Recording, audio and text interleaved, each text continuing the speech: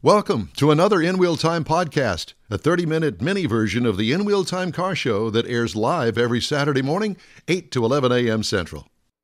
For more details. There we go. Oh, sorry. I was going to say here we go, and then David potted up the microphone. Oh, David. But here we go, David.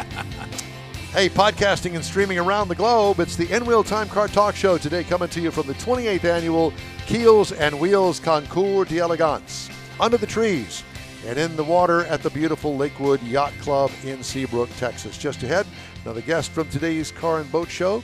Jeff has a special segment on donks, and it's all just ahead. We're also going to have auto history right out of the box right here, right now. Howdy, along with Mike out of this world, Mars. We always need more Jeff Zekin. Yes, sir. Chief engineer and bottle washer David Ainsley is with us today. We got him out of bed just in time. Don Armstrong here with you. So glad that you could join us. Today in auto history, and it's kind of fitting because there are a lot of classics here. Yes, There's also a section of resto mods that are here. And the other thing is, this is this year featuring Ford Mustang, so there's lots of those. As a matter of fact, there's that one right back there, which is the actual original Mustang. Yep. That is a pre-production model that none of the parts of today's replacement parts will fit on that car. It's a very unique car. We interviewed him at the Houston Autorama, and interesting story. Yes, and Eric's going to join us about 12 to talk about his entire collection that he's got over here. All today. right. Yeah, because we talked to him about that car. Yes. Because it was right across from us at Autorama. All right. All those red cars are his. All right. Well, let's go ahead and get going here for this segment of the show. Today in auto history, which is appropriate for the Keels and Wheels. There's two significant events this week that really stood out to me. April 28th, 1956, the Ford Skyliner hardtop convertible Wait a minute. debuted. This isn't April 28th. And it's not a Skyliner This week. in auto history. That's the Oldsmobile. Okay. Oh, we'll do the Oldsmobile. So, Oldsmobile. Mike puts together the video for all of this.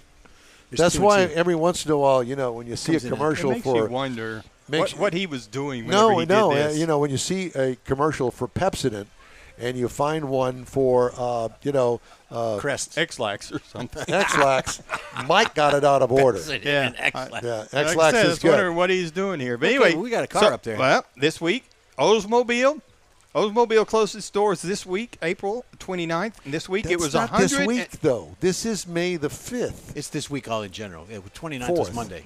Yeah. Okay. Yeah. Whatever. That's what I said. This week. Pay no attention to the man behind the curtain. Oldsmobile was 107 years old when it closed down. It made more than 35 million cars, and there were a lot of firsts that Oldsmobile did, including the curved dash. But one thing I found was interesting: the assembly line, not the moving assembly line that Henry Ford did, but they had the assembly line prior to Henry Ford doing that, which caused them to build so many cars. And the Hydromatic, you've heard about it, you've read about it. Mm-hmm. They came out with the Hydromatic, All right. along with Cadillac.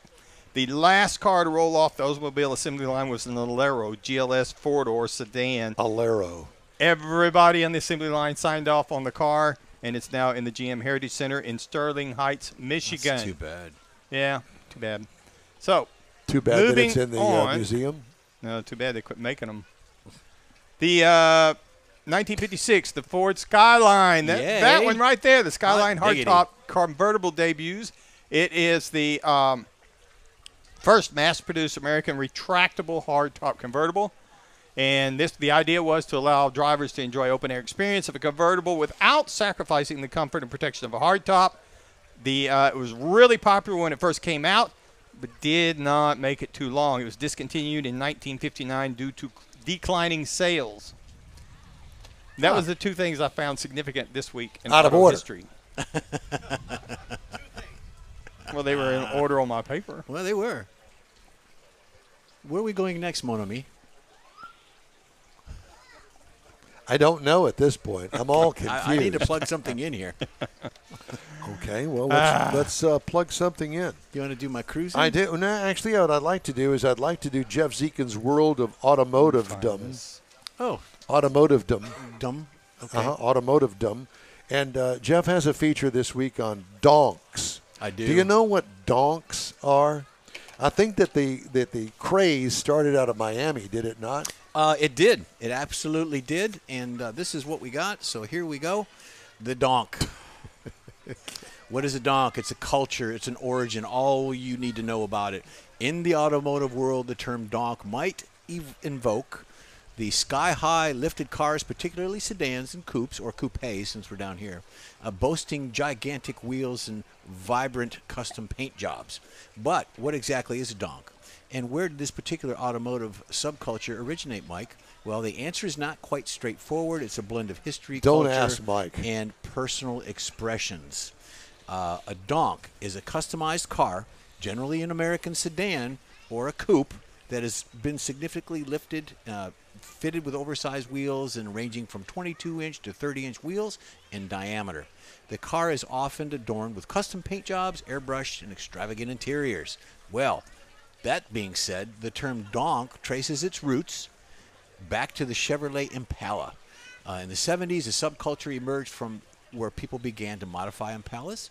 The 71 Impala and a logo featured the leaping antelope. That's what it came from. Resembled a donkey to some. The car soon earned the nickname Donkey, which is later shortened to, what? Donk. Over the years, the donk trend has spread through the U.S. and even overseas. Today, the donk culture is an intrinsic part of the hip-hop culture, urban scenes, and celebrated through car shows, music videos, and video games. Shot caller. Yeah, you go ahead. You can just back me up with that singing. I don't mind. 20-inch blades on my Impala. The caller. Here's some types of donks.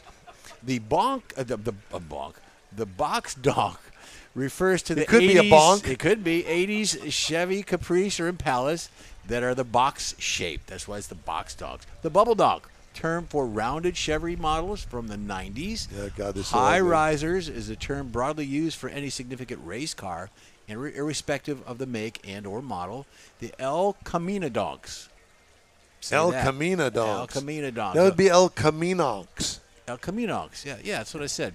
A playful term used for the El Camino modified donk styles. They have race donks? So wait a minute. So when you donk out a car, generally speaking, the donks that I have ever seen, you have to cut the wheel well opening. In some cases, yeah. I mean, depending on how big you ain't want. going to get the tire underneath there without doing it. Depending on how big you want to go.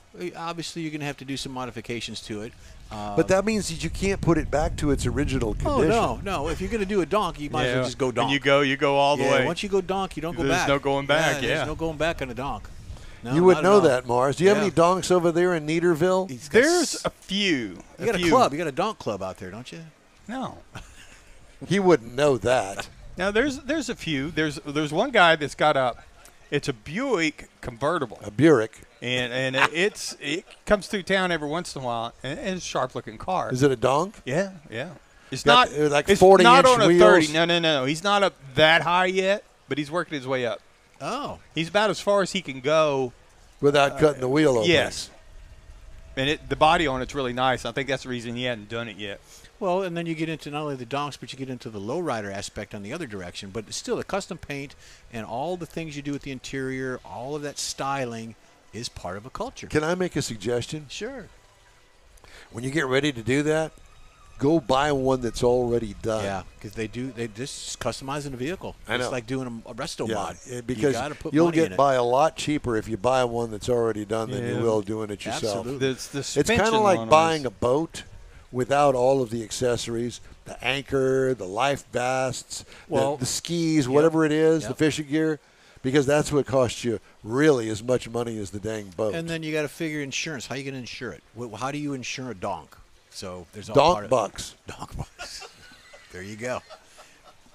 There you have it, ladies and gentlemen. And then how do you start it? With donk keys. Oh. Donk keys. Good, Mars. Wow.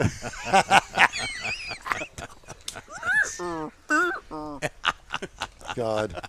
We had a donkey on Is here this not show very long over ago. with yet? Who was all the donkey? these people that are out here going, oh, my God, they talk about this what crap was the name on of the donkey that we had on the show? Monty. Monty. The singing donkey. Matter of fact, I saw a post that she did just this past week about Monty. He's doing well. Yeah. He didn't have his fly mask on. Didn't have anything for his feet, for the flies and all that stuff. Yeah. He's doing good. Well, good. Good for him. I know that you're glad to hear that. I am. All right. I have something other than that to talk about that we missed early on. Okay. Did we do the events calendar, Mars? We did the cruise in. Yeah. I've got events. Yeah, we did the events. We did the events. Yes, did we yes. do the cruise in? No, I haven't done the cruise in. Well, let's do the cruise in. I got it right. Yeah.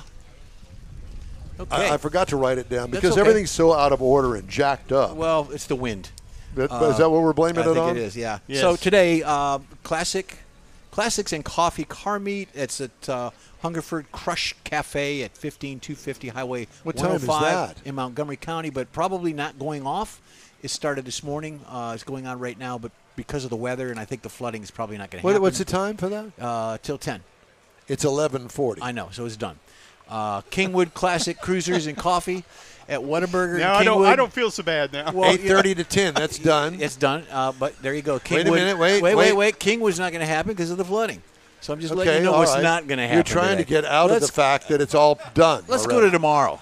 Let's do that. Let's do I feel so tomorrow. much better. I know, don't you? Sunday. Well, we got the big one, Chrome and Coffee at Avalon. You've been Diner. rectified. There you go. And then, of course, Woodlands Cars and Coffee for a Cause. That's tomorrow, 6:30 to 10:30 if it kicks off. Not really sure, but that one goes every Sunday, first Sunday of every Every month. Sunday? First Sunday of every okay. month. So, And tomorrow is also scheduled to have the Chrome and Coffee at Didn't I just Avalon say Diner. that? You did, yeah. Did you say that? Yeah. Okay. Well, I wasn't paying attention. That's okay. I was focusing in on Mars and where our next guest is because Mars is in charge of bringing the guests, going out and gathering Well, them, he's in, and there's nobody here. He's the support. Let's get that guy over there. I don't know. There we go. Let's get these Mercedes Let me, boys. No, better yet, let me do some news. Do some Mars, news. while Do you some go, news while while I you walk tap around. dance our way through this show.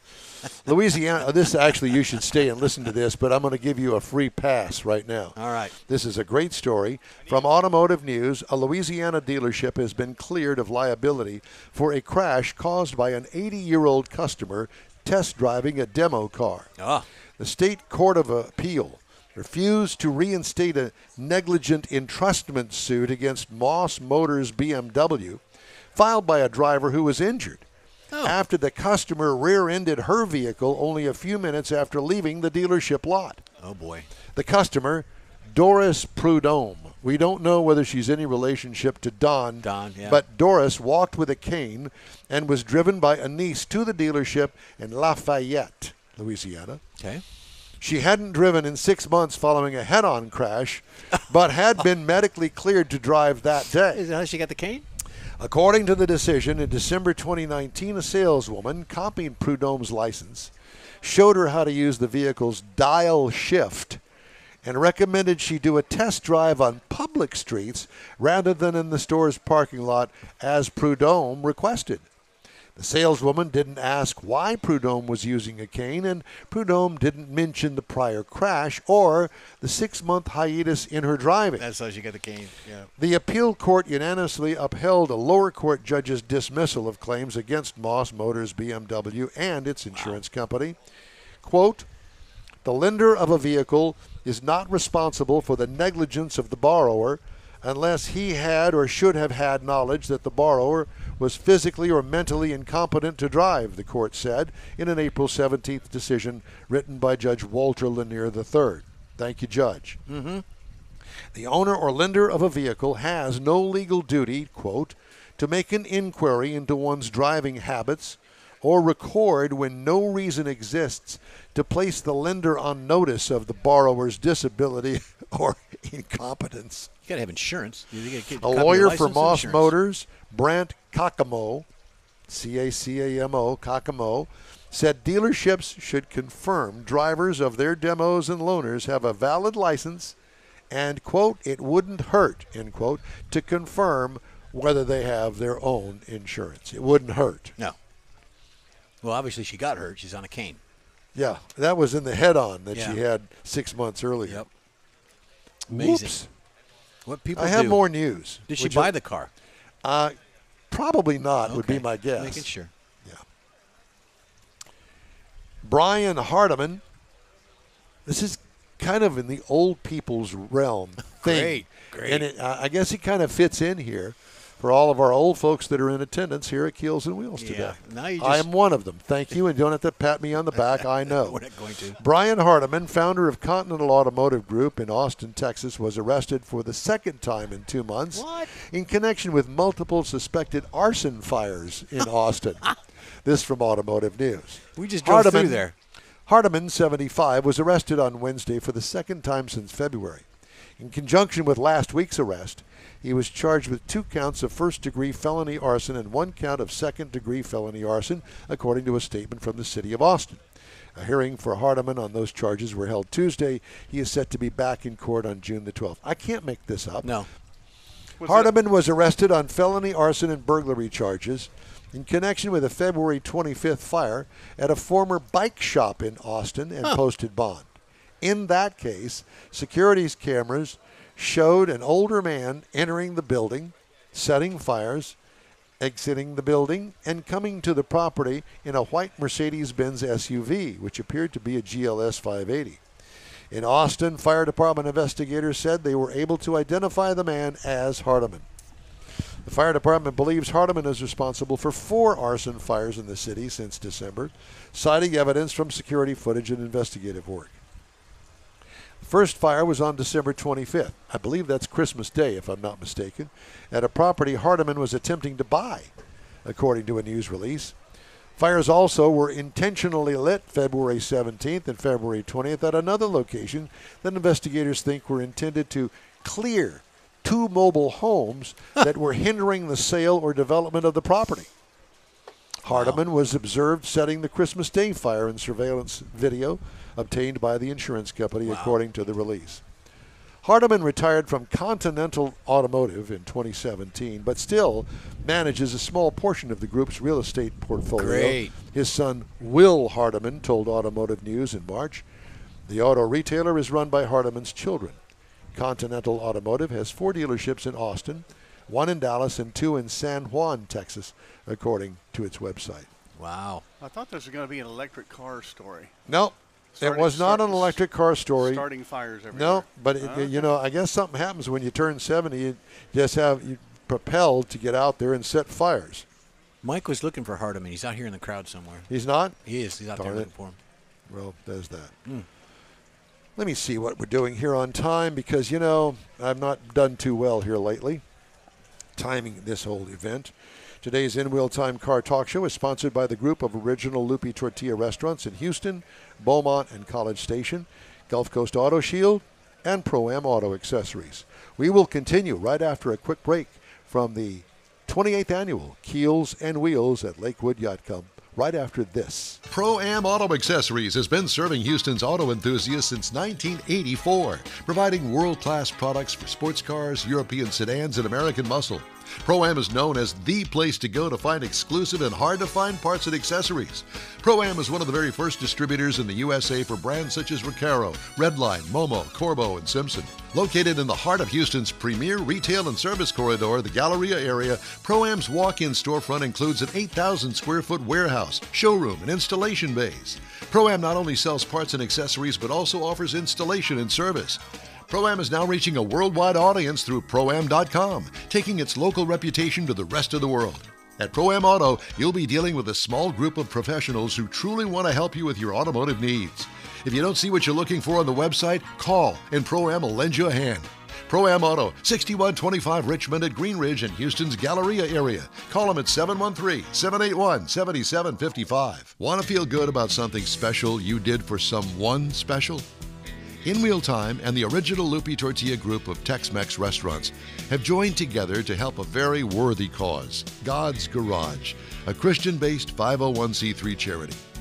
We know there are lots of places and organizations out there where you can donate a car, truck, or SUV, but we're asking you, our car enthusiast family, to consider donating to God's Garage. Visit godsgarage.org and learn about its mission, the women that have been helped, how each one is screened, and about their Restore You program. A car donation is an easy way to make a difference in the lives of others. God's Garage needs good operating vehicles, but will take all types in working and non-working condition. Make your heart and soul feel good by donating your gently used vehicle and help support single mothers, widows, and wives of deployed military at godsgarage.org.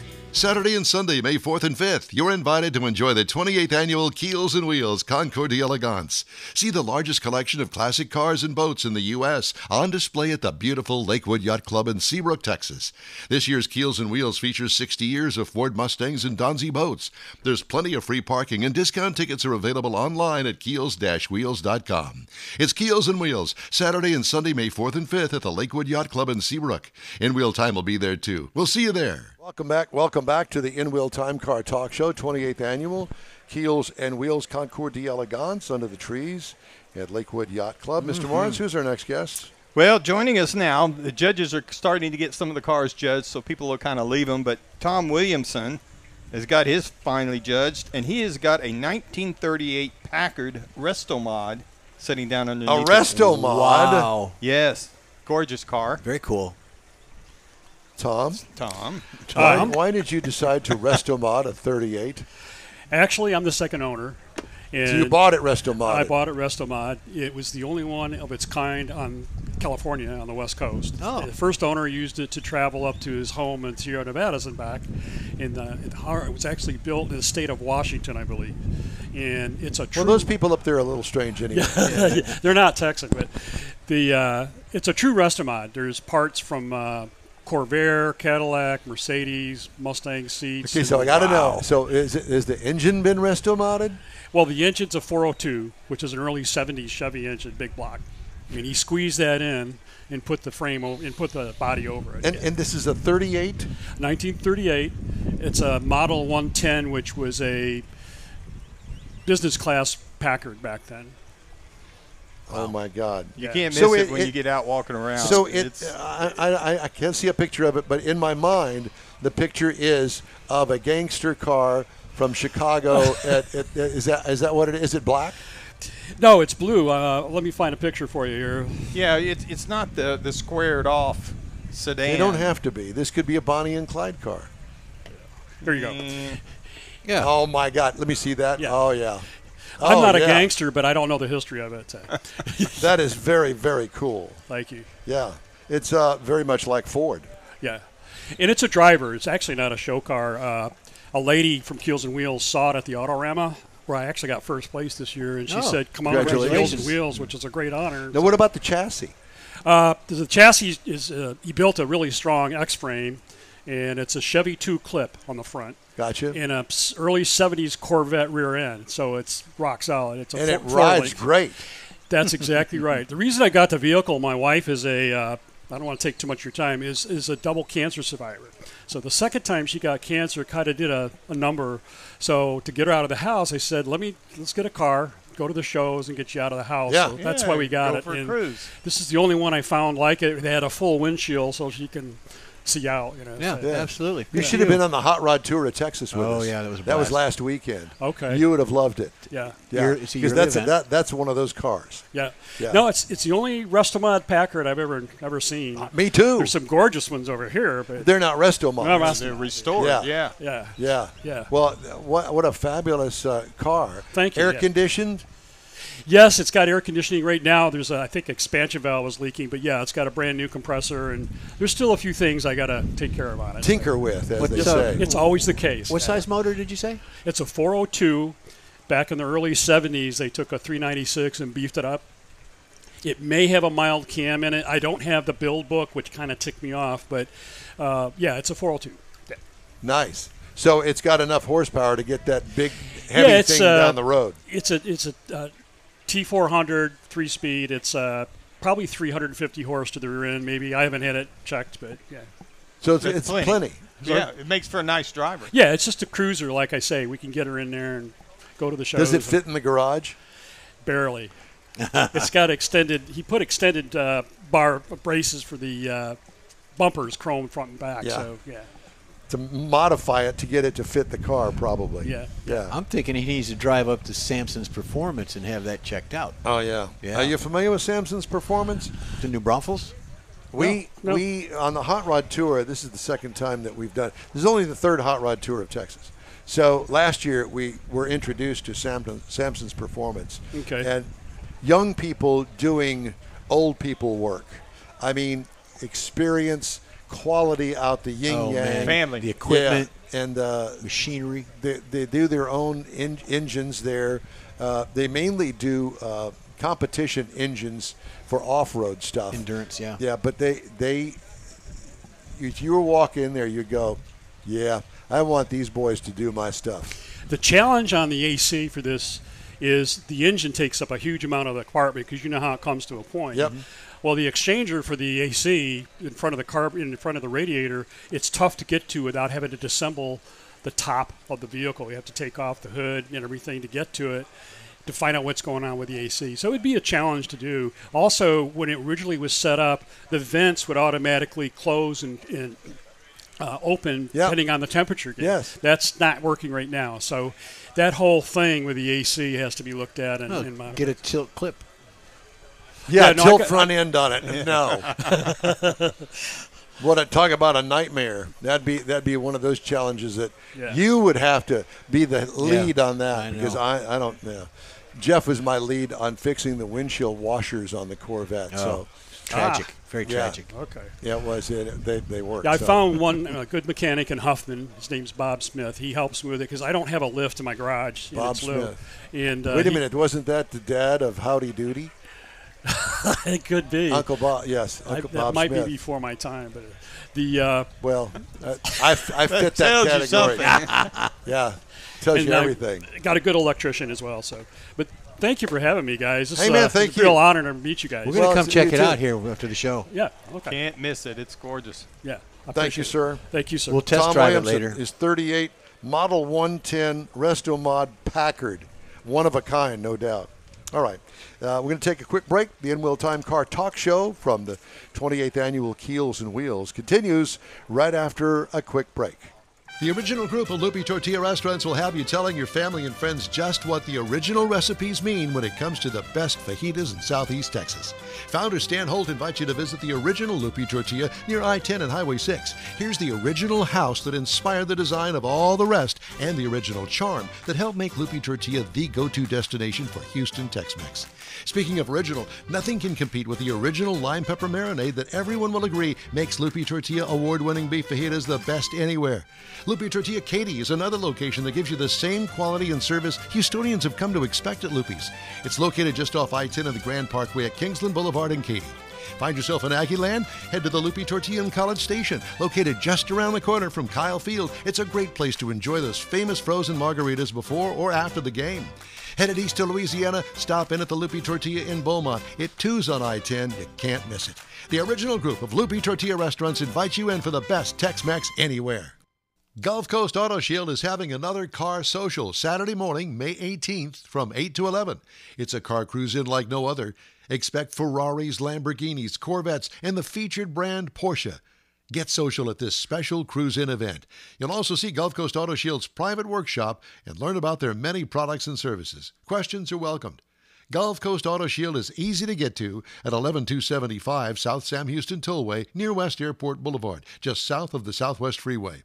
The Car Social featuring Porsche takes place Saturday morning, May 18th from 8 to 11. Tell your friends, and no matter what car you have, bring it and enjoy this rare opportunity to see some of Houston's finest rides. In Wheel Time will bring its Car Talk show there too, so join us for another Car Social at Gulf Coast Auto Shield, Saturday morning, May 18th, 8 to 11 at 11275 South Sam Houston Tollway, just south of the Southwest Freeway. Visit gcautoshield.com to see the show flyer for more details. That's it for this podcast episode of the In-Wheel Time Car Show. I'm Don Armstrong, inviting you to join us for our live show every Saturday morning, 8 to 11 a.m. Central on Facebook, YouTube, Twitch, and our InWheelTime.com website. Podcasts are available on Apple Podcasts, Spotify, Stitcher, iHeart Podcast, Podcast Addict, TuneIn, Pandora, and Amazon Music. Keep listening, and we'll see you soon.